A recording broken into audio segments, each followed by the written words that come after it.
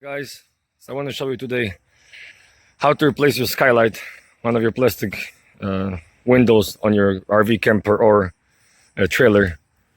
And simply you got to remove all the silicone, which for the most part is pretty easy. I'm scraping it off with the razor blade. You got to gently slide your knife in there.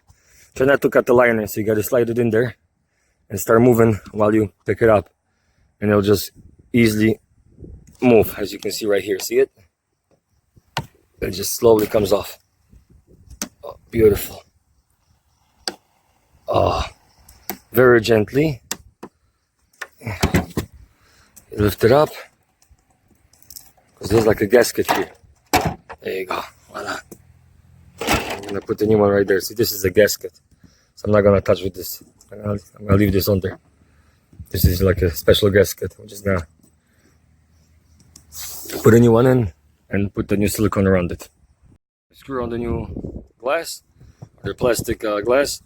Make sure to only put screws where you have the holes. If you want to put more screws because you have leftover, you gotta pre-drill this. If you gonna try to screw it in the screw through here, you're gonna crack it, and you're gonna have a really bad day. So we got the new one installed, screwed in, and cocked.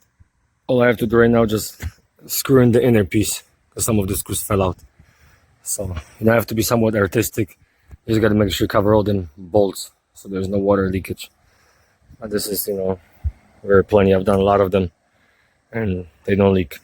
And try to use the better caulk. Don't use the cheap stuff. Try to use like the, what's it called? That brand, which is, I'll tell you in a minute. What is that?